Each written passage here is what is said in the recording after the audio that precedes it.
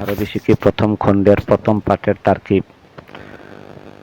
আরবি ভাষায় তারকিব অত্যন্ত গুরুত্বপূর্ণ একটি বিষয়, যা না জানলে কোনোভাবেই হরকতবিহীন ইবারত পড়া সম্ভব হবে না। অতএব শুরু থেকেই বিষয়টি মনোযোগ দিয়ে বুঝতে হবে। তারকিব বোঝার শুরুতেই একটি মূল কথা মুখস্থ রাখতে হবে, আর তা হলো পূর্ণ কথাকে বাক্য বলে। একটি বাক্যে দুটি অংশ থাকে, প্রথম অংশ, দ্বিতীয় অংশ।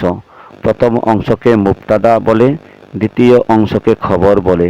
মুবতাদা খবর মিলে আল জুমলাতুল ইসমিয়া হয়। এখানে হাযা হাযা প্রথম এসেছে তাই মুবতাদা হয়েছে, কিতাবুন দ্বিতীয় অংশ তাই খবর হয়েছে, আর মুবতাদা খবর মিলে আল জুমলাতুল ইসমিয়া হয়েছে। এখানেও তাই হয়েছে। হাযিহি প্রথম অংশ তাই মুবতাদা হয়েছে, মাদ্রাসাতুন দ্বিতীয় অংশ তাই খবর হয়েছে। মুবতাদা খবর মিলে আল জুমলাতুল ইসমিয়া হয়েছে।